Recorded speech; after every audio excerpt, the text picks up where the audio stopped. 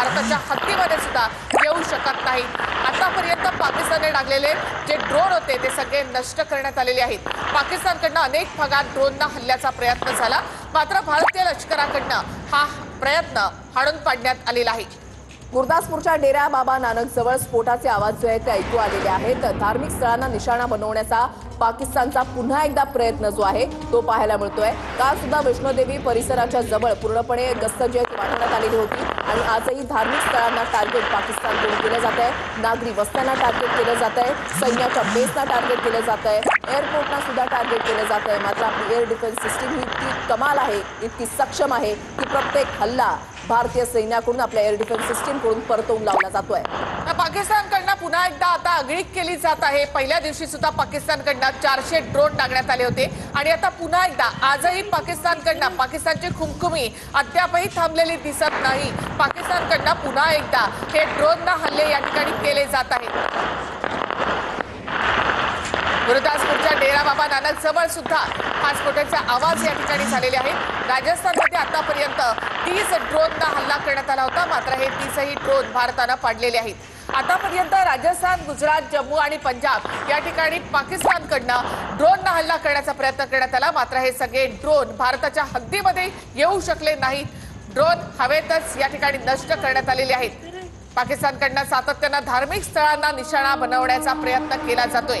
याआधी अमृतसरमधलं सुवर्ण मंदिर आणि त्यानंतर येथे गुरदासपूरच्या डेरा बाबा नानक या ठिकाणी हे स्फोट जे आहेत ते तिथे ड्रोनना हल्ला करण्याचा प्रयत्न करण्यात आला होता। तर फिरोजपूर आणि पठाणकोट या ठिकाणी पाकिस्तानचा मिसाईल भारतानं पाडलेला आहे। ऑपरेशन सिंधूरमध्ये दहशतवादी 9 तळ उद्ध्वस्त करण्यात आलेली होती, मात्र पाककडून कांगावा करण्यात आलेला होता की त्यांच्याकडून भारताकडून नागरी वस्त्यांना टार्गेट करण्यात आलेलं होतं। भारतीय लष्करानं पत्रकार परिषद घेत स्पष्ट केलेलं होतं की आम्ही दहशतवादी तळ जी आहेत ती उद्ध्वस्त केलेली आहेत। ही राजौरीमध्ये दृश्य जी आहे ती समोर येत आहेत। राजौरीमध्ये कशा पद्धतीनं पाकिस्तानकडून ड्रोन आणि मिसाईलचा हल्ला जो आहे तो करण्यात आलेला होता, मात्र आपल्याकडे असलेली एअर डिफेन्स सिस्टीम ही इतकी कमाल होती की जमिनीवरून हवेमध्ये मारा करणारी आणि हवेतून जमिनीवर मारा करणारी क्षेपणास्त्र आपल्याकडे आहेत आणि या क्षेपणास्त्राच्या आधारे हे ड्रोन जे आहेत, हे मिसाईल जे आहेत ते क्षणार्धामध्ये काही सेकंदामध्येच नेस्तनाबूत करण्यात आले।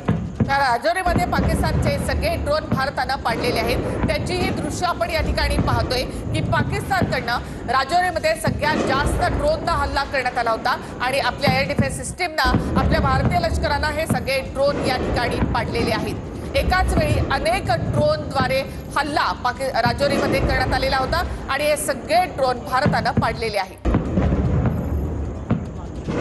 तर जम्मूच्या सांबा या सेक्टरमध्ये हल्ला करण्यात आलेला होता, ड्रोनना हल्ला करण्यात आला होता। हे ड्रोन देखील भारतानं पाडलेले आहेत। राजौरीमध्ये त्याचबरोबर जम्मूच्या सांबामध्ये पाकिस्तानकडनं ड्रोन टाकण्यात आलेले होते आणि हे ड्रोन तिथेच नष्ट करण्यात आले आहेत।